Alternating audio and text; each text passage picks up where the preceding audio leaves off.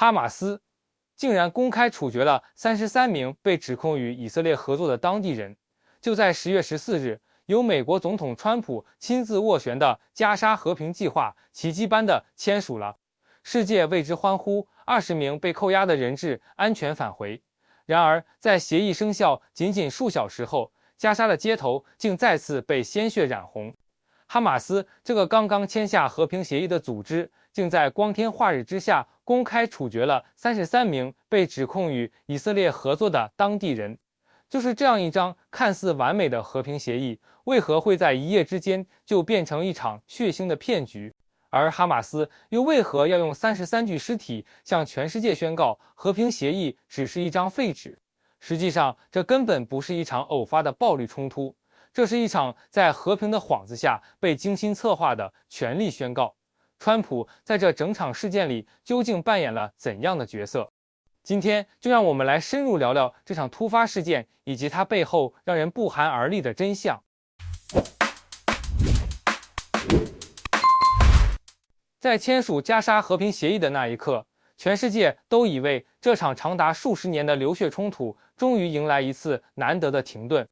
镜头里，川普握着笔，笑着宣布协议达成，外交官们鼓掌，新闻标题用上了历史性时刻5个字。然而，历史并没有给这份协议哪怕1天的宽容。协议签署的前夜，加沙的空气已经开始变得诡异，街头巡逻的哈马斯武装人数突然增加。原本在各社区活动的世俗派武装团体被命令解散，上交武器。就在10月12日深夜，一场突如其来的枪战划破了这片本该沉寂的夜空。哈马斯与加沙境内的世俗派武装组织爆发了激烈冲突。根据多方消息，冲突最初发生在南部的纳赛尔区，起因是世俗派拒绝配合哈马斯的武装统一命令。短短数个小时，冲突迅速蔓延至5个地区。当天夜里，共造成至少52名世俗派成员死亡，另有12名哈马斯人员丧命，其中还包括哈马斯高级官员马伊姆的儿子。战火不仅烧向对手，也烧进哈马斯自己的心脏。许多目击者声称，那一夜哈马斯的行动像是经过精密计算，他们包围社区，切断通讯，甚至被指控使用救护车作为掩护，将武装人员运送到战区。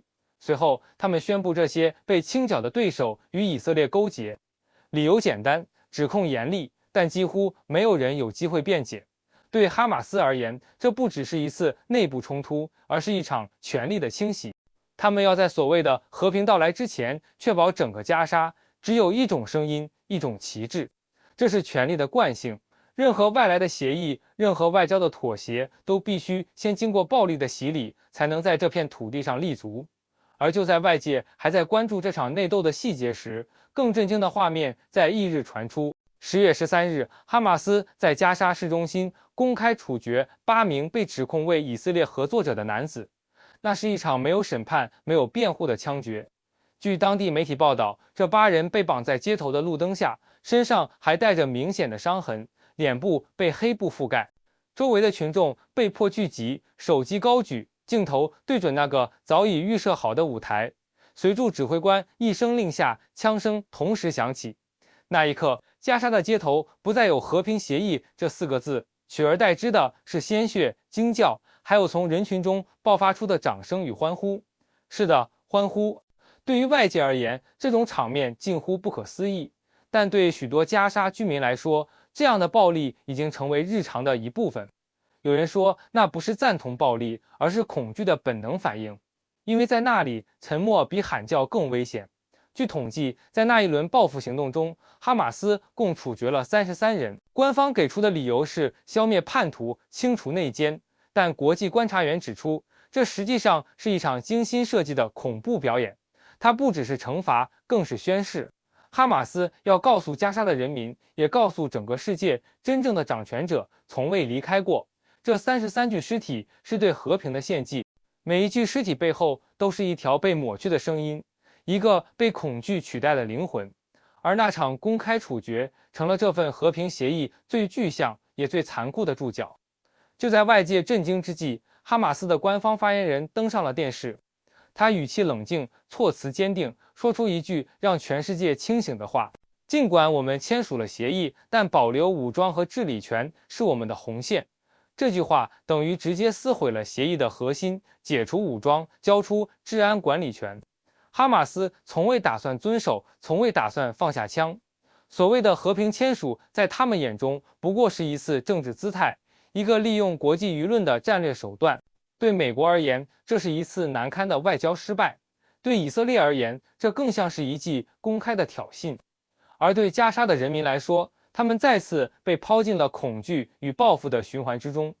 从10月12日到14日，不到72小时，哈马斯完成了3件事：先是清洗内部，铲除异己；再以公开处决震慑群众，巩固权力；最后以一句红线宣告协议无效。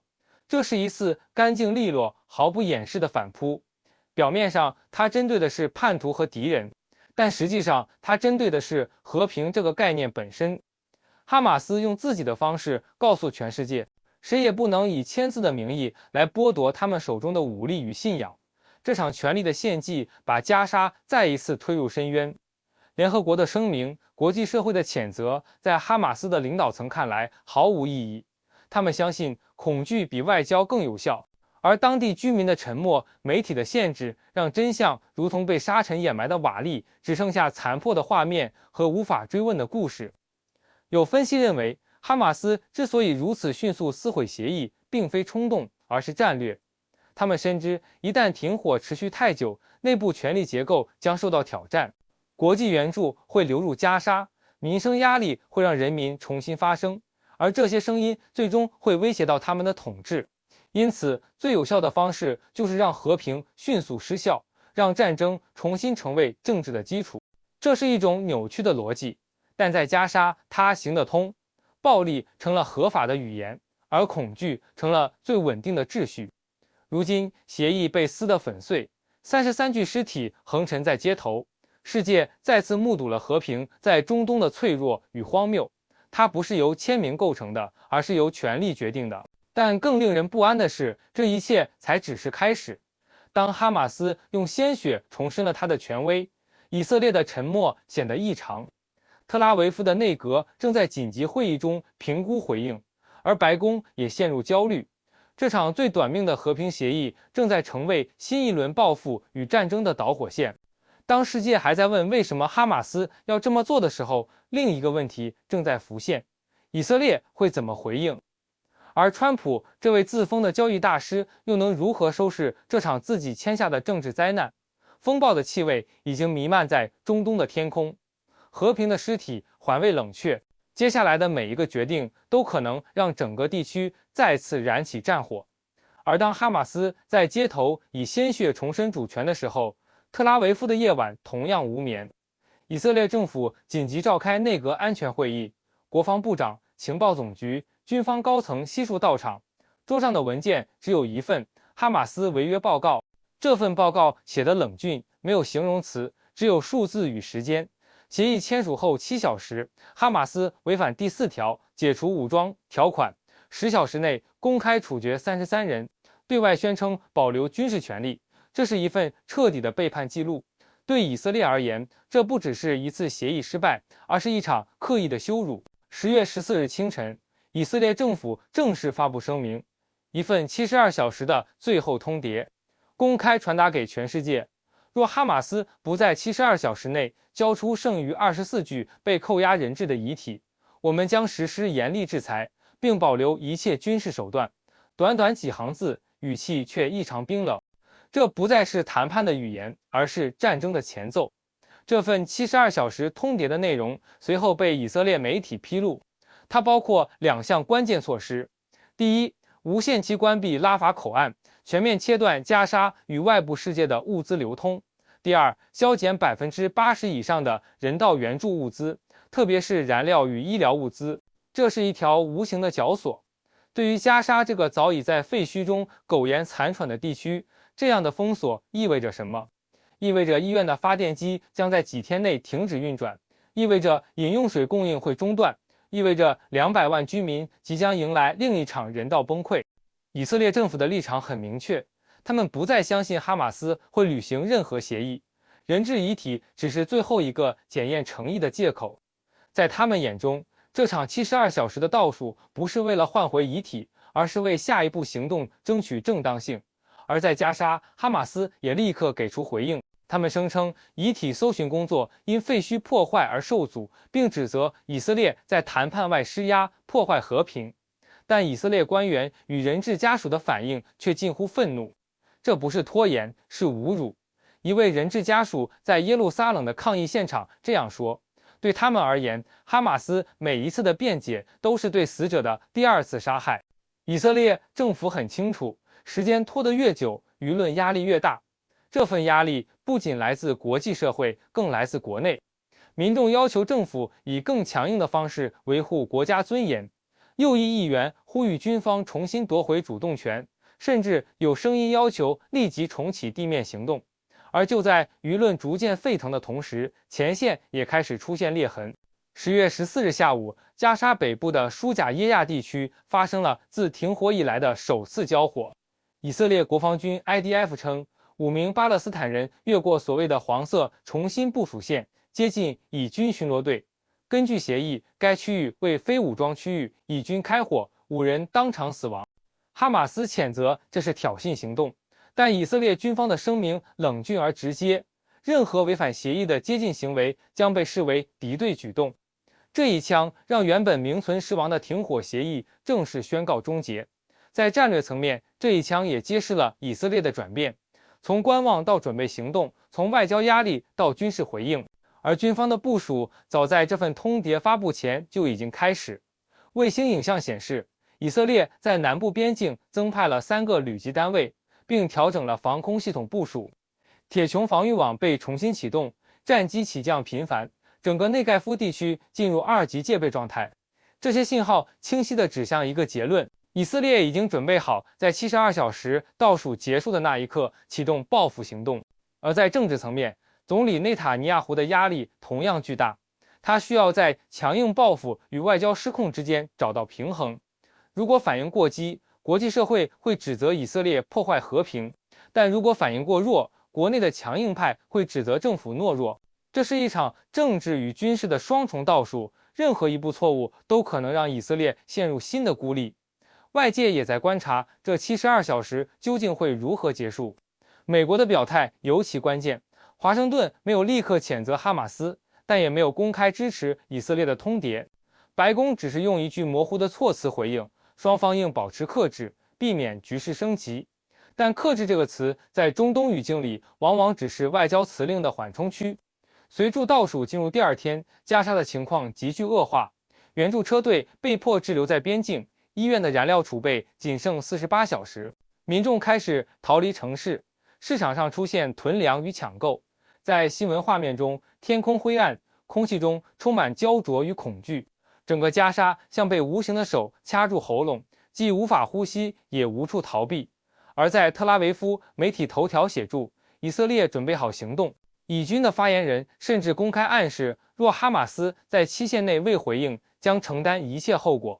这意味着下一次的开火将不再是边境事件，而是全面报复。这场72小时的倒数不仅是一场外交博弈，更是一场心理战。哈马斯知道以色列不会轻易动手，因为每一次军事行动都意味着国际压力、平民伤亡以及对加沙局势的失控风险。但以色列同样明白，若再次忍耐，它的威慑力将被彻底削弱。这是一场谁先眨眼的对决。在倒数的最后12小时，战云几乎肉眼可见，以军无人机开始低空盘旋，加沙的防空警报不断测试，哈马斯的武装派别也被目击在重新部署火箭阵地。一切都像上一次战争的前夜，安静压抑，却带住致命的预感。到了期限最后一刻，哈马斯依旧没有交出任何遗体，也没有发表新声明，而以色列国防部则宣布进入战术报复阶段。这是一个含糊的词汇，但在军事语言里，它的意思很明确：行动即将开始，整个中东屏息以待。国际新闻的直播画面里，特拉维夫的街头亮起防空灯，加沙的居民躲进避难所。记者在镜头前说，战争可能随时重启。在这样的氛围中，问题变得越来越尖锐。以色列的耐心还能维持多久？川普这位自诩为交易大师的斡旋者，又能如何面对这场迅速失控的局势？是要灭火，还是火上浇油？答案或许不在外交桌上，而在战场上。因为在中东，和平从来不是纸上谈兵的结果，而是谁在最后一刻握有开火权。华盛顿的清晨总是缓慢开始，但那天例外。白宫的新闻中心挤满了摄影机、记者、外交顾问。镜头对准讲台的时候，川普那句开场白还没说完，就已经成为全球头条。如果哈马斯不解除武装，我们将强制解除。这会很快发生，甚至可能以暴力方式。他们知道我不是开玩笑，语气沉稳，表情却锐利。那是一种我不需要共识的宣告。短短20秒，川普完成了他的政治姿态，向以色列、向国内鹰派，也向世界表明他站在强硬的那一边。在这场突如其来的危机中，川普选择了最熟悉的战术，以强硬制造主导权。他不谈和解，不谈过程，只谈结果。对哈马斯的警告不只是言辞上的威胁，而是一场为国内听众量身打造的政治秀。毕竟，在他的政治语法里，强硬意味着领导，威胁意味着行动。白宫幕僚后来回忆，那场记者会的稿子原本只有3段，但川普临时加上了那句“甚至可能以暴力方式”，那不是失言，而是精心设计的表演。他深知这句话会在以色列的电视台、右翼论坛以及美国国内的安全派社群里被不断重播。他要的是声音的共振，一种跨越国界的政治回响。分析人士指出，这是典型的战术性表态，既不意味美国真的要出兵，也不意味白宫已经拟定军事行动计划。他的真正目的是稳住盟友，威慑敌手，同时转移国内焦点。因为就在这段时间，川普在国内的民调陷入低谷，舆论指责他对中东和平协议过于自信，而加沙局势的崩溃被视为他交易外交的失败证明。于是，一场看似对外的警告，其实是对内的补救。但事情没有那么简单。就在全球媒体还在分析这场铁腕表态时，川普在隔天的演讲上却抛出了一句截然相反的话。10月13日，在以色列举行的安全论坛上，他突然提到，美国准备与伊朗达成和平协议。我相信伊朗人民厌倦了战争，他们应该得到更好的未来。全场一片静默。这番话与前一天的警告形成了鲜明对比，一边威胁要以暴力方式清剿哈马斯，另一边却向哈马斯背后的主要支持者伊朗递出橄榄枝。这是矛盾的吗？表面上是，但对川普而言，这正是他的风格。他一向相信威胁与示好并不冲突，前者是杠杆，后者是交易。只要能逼对方坐上谈判桌，任何矛盾都能被包装成策略。白宫的内部文件显示，这场和平谈话并非临时起意。川普的顾问团早在2周前就提出一个构想，尝试在哈马斯与以色列冲突升温之际，向伊朗发出有限善意，测试其回应。一旦德黑兰释放正面信号，美方可以重新打开和协议的非正式渠道。但他们低估了伊朗的反应。几个小时后，伊朗外交部发表声明，用最激烈的语言回击一个对异国住宅区与核设施投下炸弹，造成上千名无辜者丧命的国家和资格谈和平。这句话不只是外交抗议，更像是一场记忆的爆发。时间回到那年的6月21日，在一次几乎被全球媒体掩盖的夜间行动中，美军出动了 B-2隐形轰炸机，携带巨型钻地弹，攻击伊朗境内3处核设施。行动代号从未公开，但当地居民记得那一夜天空闪烁的白光、爆炸后的震动以及城市断电的漫长黑暗。美国当时宣称行动精确且克制，所有设施仅受结构性破坏，无平民伤亡。伊朗政府也在事后表示，已提前疏散设施人员，没有放射性泄漏。国际原子能机构 IAEA 也确认爆炸对环境影响有限。这件事一度被视为一次控制得当的军事威慑。但在此次回应中，伊朗却首次抛出了另一个版本。他们指控那次轰炸造成超过1000名平民丧生，其中包括附近村庄的居民与医疗救援人员。这项说法无从查证，但一旦被提出，就像是撕开了旧伤疤。无论真相如何，伊朗显然选择在这一刻揭开伤口。他们要让世界记得，美国不是和平的仲裁者，而是战争的参与者。对川普而言，这是一次严重的外交挫败。他的橄榄枝还没被接住，就被用来指责他的虚伪。更糟的是，这场言语冲突让美国在盟友眼中显得摇摆不定。以色列官员私下抱怨华盛顿的态度缺乏一致性，阿拉伯世界则认为美国既想主导战争，又想收割和平。在政治现实里，这样的两面策略往往导致双方都不信任。但对川普来说，这正是他的交易逻辑。他不相信永远的敌人，也不相信永远的朋友。他相信利益交换，谁能给出更高的回报，就成为暂时的伙伴。他以为自己能同时威慑哈马斯、拉拢伊朗、安抚以色列，并在其中找到政治收益。只是世界不是一场谈判桌，在中东，每一句话都可能引发真实的爆炸。接下来的几天，美国国务院忙于灭火，他们向以色列重申美方对哈马斯的立场坚定不变。同时，匿名官员也在德黑兰释放消息，表示川普的言论被媒体误解，美国真诚希望避免冲突。这场双面操作几乎成为外交灾难，但对川普而言，这却是熟悉的节奏。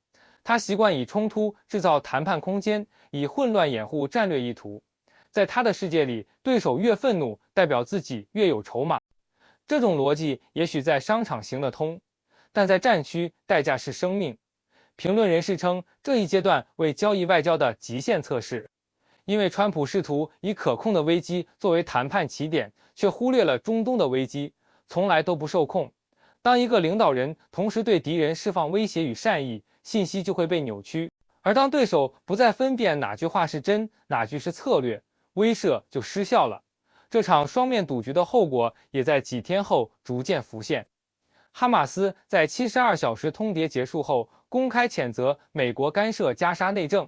而伊朗则宣布暂停与美国非正式的外交接触，两边同时关门，美国成了孤立的中间人。此时，世界开始重新审视那位自称交易大师的总统，他的外交手法曾以灵活著称，但在这场多线危机中却显得分裂混乱。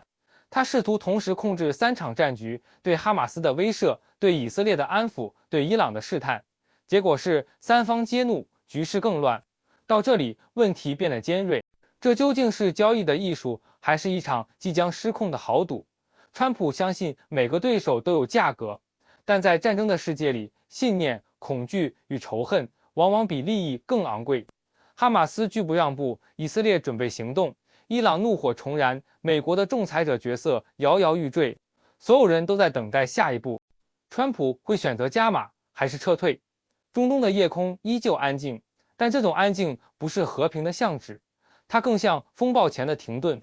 因为当政治成为赌局，筹码永远不只是权力，还有那些被夹在战线之间无法选择的生命。